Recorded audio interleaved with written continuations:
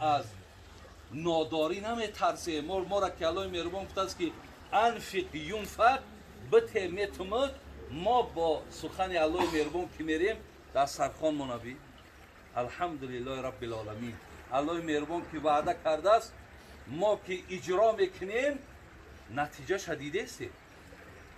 برای همه این نعمت دین ای برادران، نعمت اسلام ای، ایرا باید هیچ وقت از ذهنهاتون دور نکنیم. هیچ وقت. همیشه برادران عزیز برای مسلمان بودنتون، برای ایماندار بودنتون شکرگزاری کنید. یکی از عالمای خیلی بزرگ و شیخ خیلی کلانی عربستان وقتی پرسیدن یک سوال عجیبش دادن. گفتن حضرت ما یک آدم میدونیم که دائم تسبیحش در دستش بود، یگان نماز جماعت ترک کردگی نبود، لیکن در اخیر ما آدم به ایمان رفت. حضرت گفت علت چه نمیدونید؟ شما عالمین، شما مقصد تمام از حدیث پیامبر آگاهی دارین، همین چی سبب باشه؟ شیخ هم بسیار جواب زیبا گفت. گفت بچه‌م گفت این از دو جهت می شود.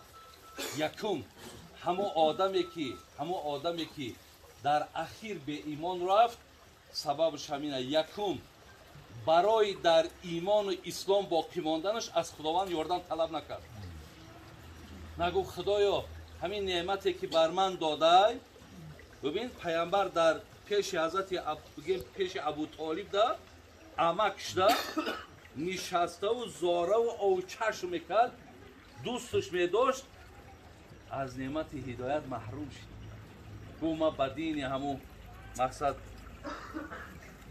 بابام گفت عبدالمطلب قطعی گذاشته. شیخ گفت که یکم برای در همین ایمان اسلام ماندن از الله یاردم طلب کرد. گفت خدای مهربان اگه نعمت داده این برزانی مفت داده ایم، خدای مهربان امیره نبید. الله مهربان همراه هم نگه بدار. الله مهربان همراه هم تا خانه قبر و تا روز قیامت ببرد. از ما همیره جدا نکن.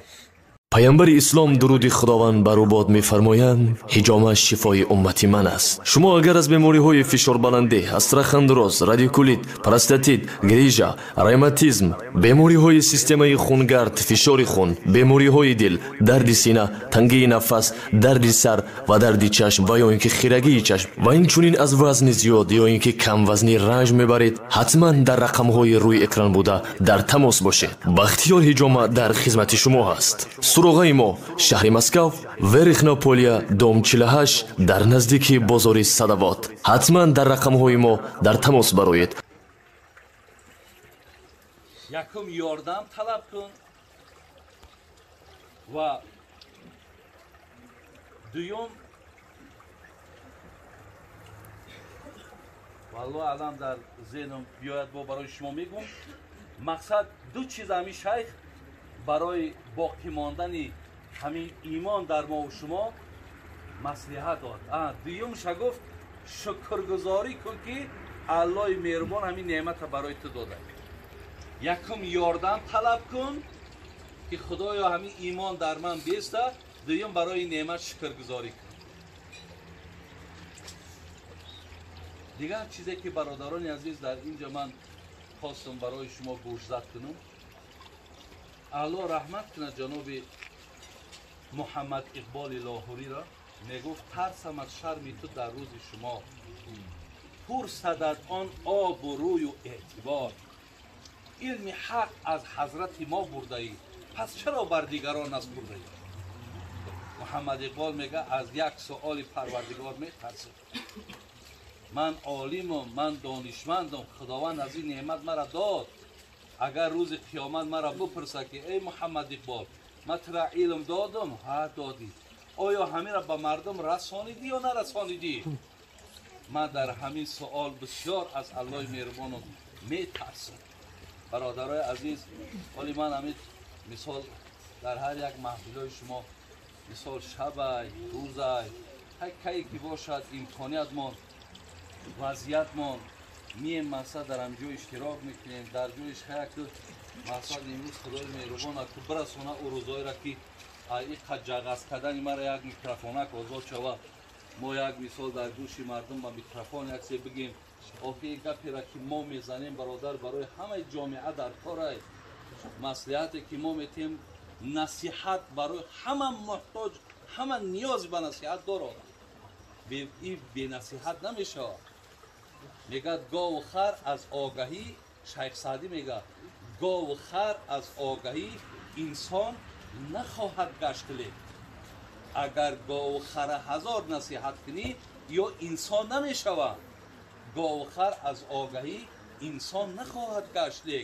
آدمی گر اندکی غافل شود خر میشود لیکن انسان اگر غافل شود انسان اگر ای شنیدن پند و نصیحت دور شید خر شدنش ممکن است برای همین برادرای عزیز و گرامی همین قدر مقصد دهن ما قاق شده و در یک روز 2 جا میگنم 3 جا میگنم شما فکر میکنید که ما در همین چیز خودمان همین بسیار که ذوق داریم نه به نام الله مسئولیت و الا بگویم ما ذوق داریم شوق داریم و همین خدا میگیم که یک جا فیراد مکرم نه برادر با ذمه ما ببین یک محمد اقبال لاهوری را همین خمینت که میترسه این سوال که من جواب گفتم میتونم یا نمیتونم اگر ما را هم الله مهربان راست کنه بگه آخه در بری بالا ششتی در صدر مردم بودی همه مردم ترا احترام میکن آیا همون علمی که به تو دادیم به گوش مردم رسانیدی یا نه این سوال های کو برای همین برادران عزیز و گرامی البته به البته در این دویم نکته که من برای شما گفته باید بگذارم همین است که یک مسئولیت بزیمه داریم که و به این مسئولیت ما نکی شکرگزاری میکنیم چرا که هر یک صاحب کتاب در اول کتابش میگه الحمدلله الذی جعل من الناصحین خدایا شکر میکنم که مرا نصیحتگر کرده زیرا نصیحتگرا را اگر به خاطر خدا گفته باشند اینها در جنت مقام و منزله چون دیگر برادر است زیرا که هر یک آدم خدای مهربان به مقدار محنت زحمتش جا میکنه از این لحاظ برای اینها با الله مهربان ترحمی دیگر دارد سوم چیزی را که برادران برای شما در اخیر گفتنیم این توی من مبارک میگم اکای داملا بسیار اشاره خوبم کردن یک علامه را کتابش خواندم به نام سبحان محمود نازیم کتاب دارد درباره تربیت فرزند این مردک علامه هست این کس محدث است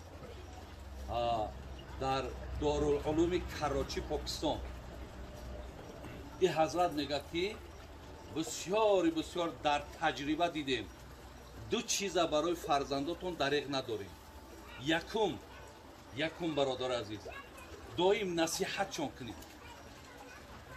برادر علی دیدین چقدر ما با گمانی ما یکی گمانی ما خطا ممکن است من فکر میکنم که نمی شما سو فرزنداتون نصیحت نمیکنید من فکر میکنم گمانم دا که نمی حاضی میرین مثال در خاناتون خوشی ندارین که همین سگرگلایی که داریم جمع شد کریم اینجا بیا مثلا پگه ما مرا دین میگه که کلکم راعین و کلکم مسئولون عن رعیتی پگه ما ایطور میپرسانم من گناه خودم کمه که با مقصد یک آفت دیگر را به سر خودم بگیرم او بچه‌ام بدون که پیامبر نازنین گفته است که مرو اولادکم بالصلات و هم ابناء 7 سنین و اضربوهم و هم ابناء 10 و فرقوا بینهم فی المضاجع پیامبر گفته 7 سالش نماز بخونه 10 سالش جوگای خوابشون ترک بچه باشه جدا کنین ببین و 10 سالش نماز نخوان یک خمچه کبش کن در پاکش بذار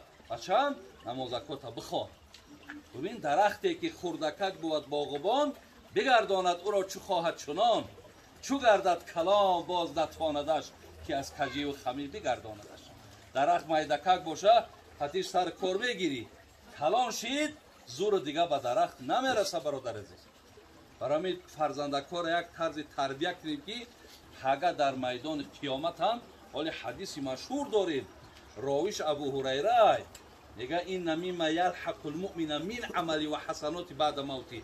اولی تو میبری میره کو میگه 7 عملی هست که کسی در حیات انجامش بده خانه قبرش دم که باشد حساب مردگی نیست. یک تاون کیای ولدن صالحا یدعو له، کسی فرزند صالح را میمونه و خانه قبر میروه بین هر قدمی هم فرزند ثوابه بر روحی رفتیسه. هر کسی میگه رحمتش به تو میروه، در کد نماز میخونه ثوابش به تو رفته. برادری عزیز ایرای دست نتی امکانیت ایرای هیچ که شما را من نکی که بچه تا بچه تا نصیحت نکن بچه تا مقصد نماز من کن، هیچ که این کار را برای ما شما من کگی نیست. این چیزها را برادران یکم چیزی که همین جناب سبحان محمود ناظم که این خدر عالم کلان است میگه بچکاتون من نصیحت خدا رحمت کنه. عبدالله توستری را در همین کتابی همی خواندم. میگه استاد دایش همون محمد سواره بوده. میگه وقتی 3 ساله بودم میگه وقتی بیدار میشیدم میگه دویم هم میدیدم که در نماز شب ده. وقتی میگه سلام میدیدم که بیدار شدم میگهش میگو عبدالله انا بیدار شدم ما 3 کلمه را ایشانت میتونم همین را بگو. میگفتم بگو چی را بگو؟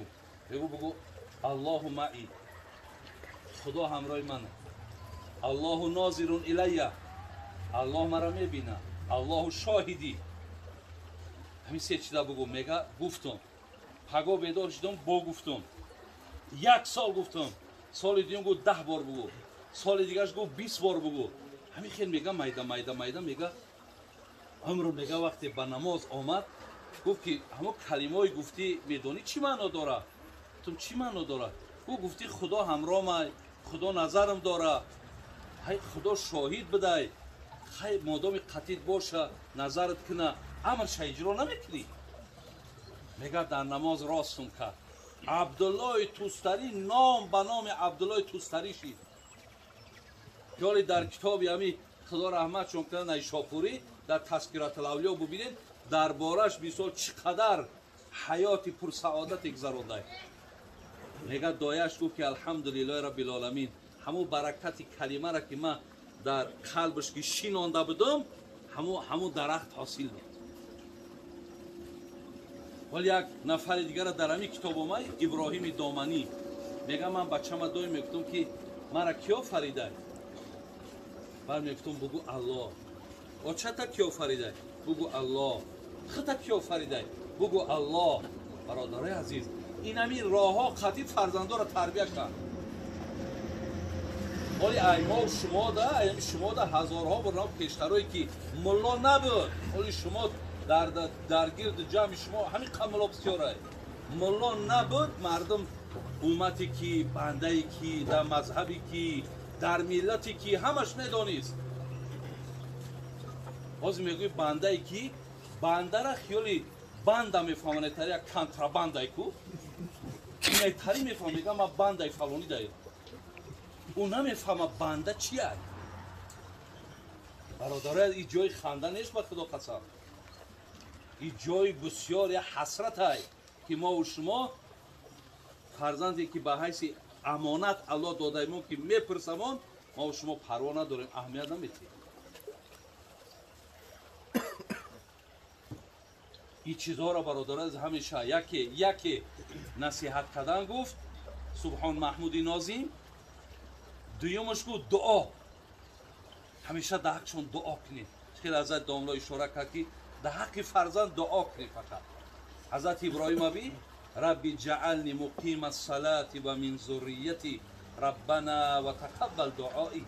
حضرت ابراهیم ابی دعا کرد ربی هب لی من الصالحین، خدای مادامی که فرزند میتی اکر عمرش در سر این بشارتی با فرزند کشید، خدایا فرزند میتی فرزند صالح میتی. یکی چه فرزندی صالحش داد نه چه فرزندی خوبش داد. برای همین ما در حق فرزنده هم باید برادرات دعا کنیم که خدای مهربان هدایت شد. نگو که بچم زن داره، نگو بچم نوسه داره، همه به دعا نیاز داره. خدایا هدایت کن، خدای دمی آخرش خوب کن. همیشه دعاها را در حق فرزندان کردن نکن. خداوند توی مبارک کنه. الله مهربان خاتمه هممون بخیر. بر خدایی که نور ایمان داد، غافر است و رحیم و رحمان است، پاک از عیب و شرک و نقصان است. صلوات خدای هر ساعت بر رسولی که هست زود طاعت، نام پاکش محمد عربی است صلی الله علیه و سلم، راهنماینده بزرگ و سبی است. از الله بسیار بسیار مهربان، از الله بی‌مثل و بی‌مانند، از الله که نیاز به مکان ندارد، با علم و با قدرتش در همه جا هست. دعاگو هستم که الله مهربان این دو در چکای ما که سبب این قدر نشست خوبی ما و شما شدند، یاسین جان و فردوس و بلال، الله مهربان اولا به این نام هایی که گذاشتند انشاءالله با یک گمانی نیک این نام ها را ماندند، با یک مقصدی نیک این نام ها را ماندند. خداوند سزاوار و لایق که این نام ها گردانشان و الله مهربان تنی صحت و عمر دراز و فرزندای خوب و فرزندای نیکشان بگردانند. و الله مهربان هر یک قدومی که شما زدین خداوند خدماتون در حسنات و در هر یک دقیقه‌ای که در این محفل حضور دارین خداوند برای شما اجر ثواب وعده کرده است. خداوند در نامه اعمالتون نویسنده گرداند. آمین. برادران خیلی عزیز و گرامی،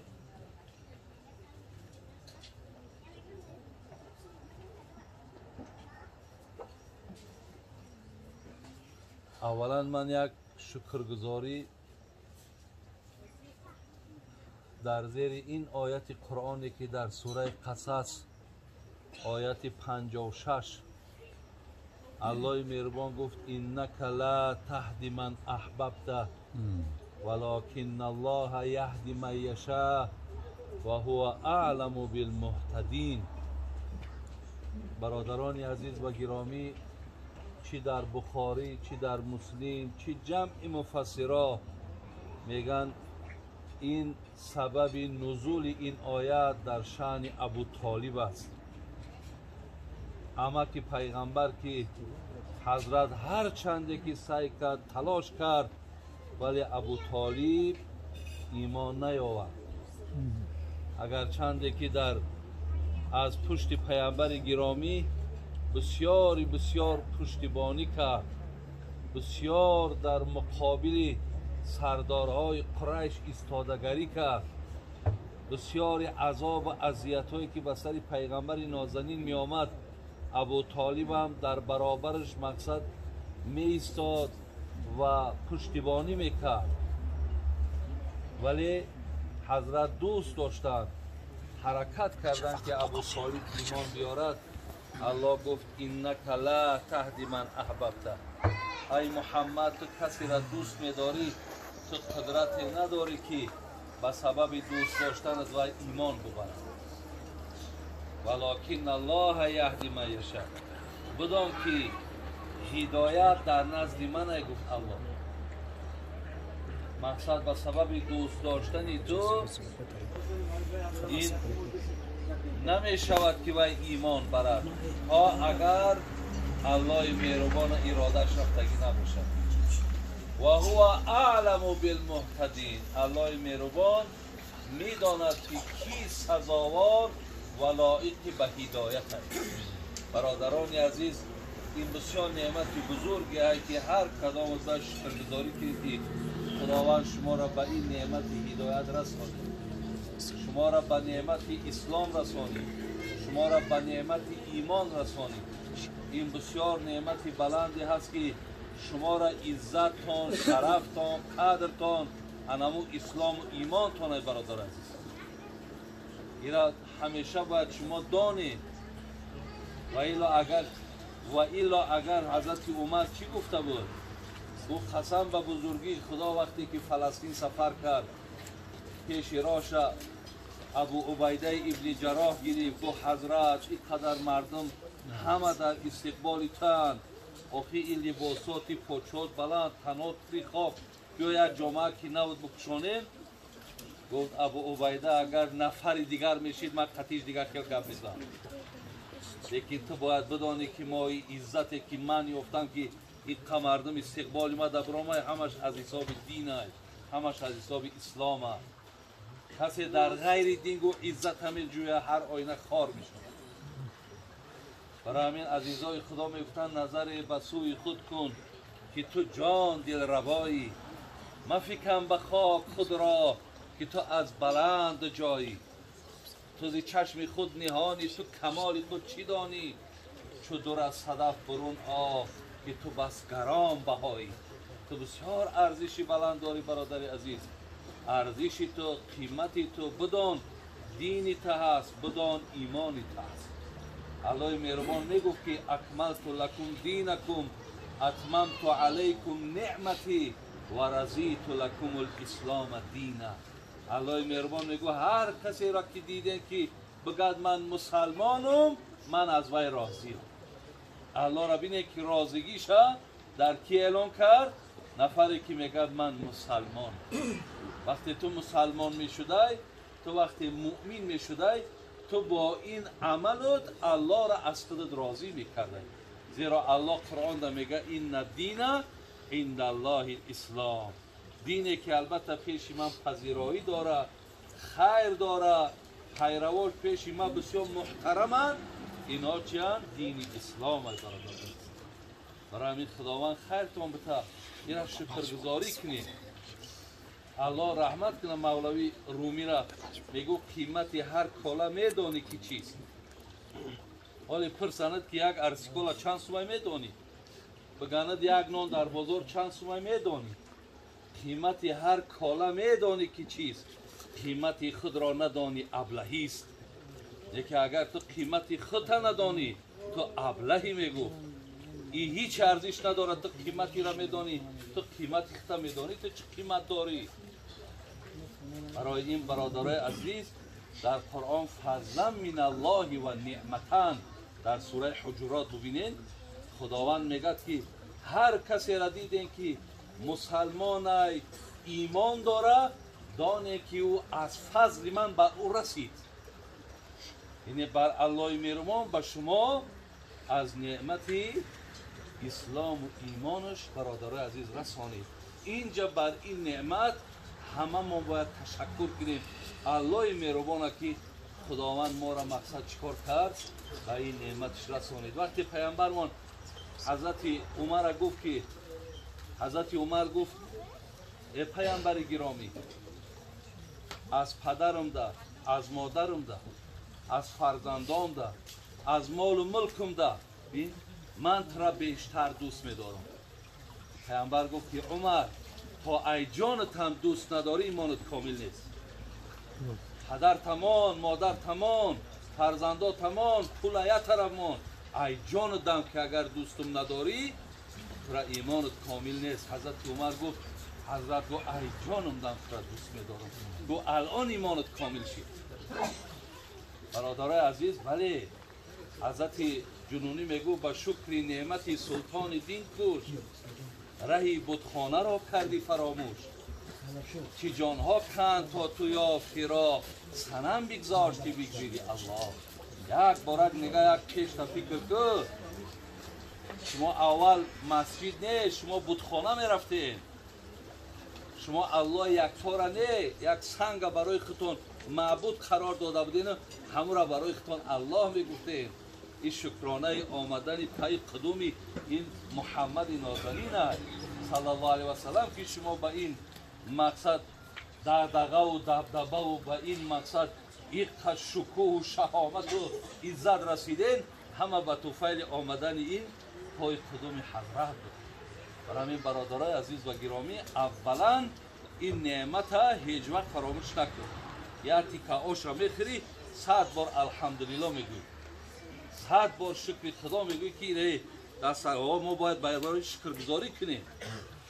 برای شکرگزاری ما نمیکنیم، لیکن از همه شکر بلند و بالا این نعمت دینه برادران، این نعمت اسلامه.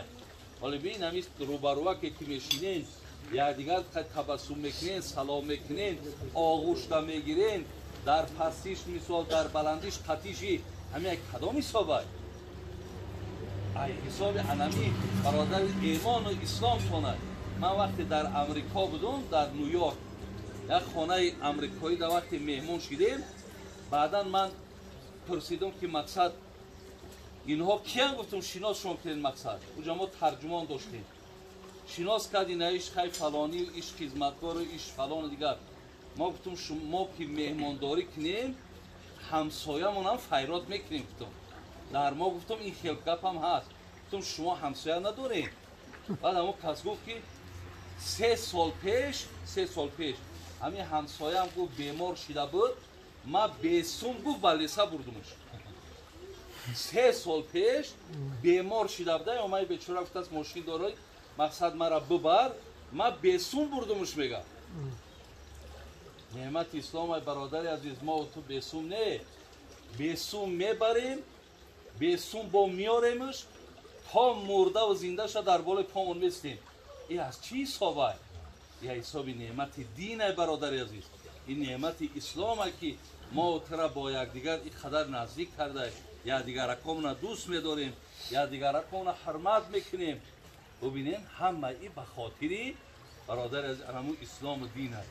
یا یک نفر دیگر از همین یاردمچی های دولت های خارجی همین کمک میکرد نتاری خراکت در کولاب دورایی که ما اونجا خطیب بودیم. وقتی در یک خانه رفتیم همونجا مهمان شد، وقتی دید دسترخوان این همین برادرها واری مردم شتگی گفت همین را میخرین و همین را به پول میخرید. اون به پول میخرید.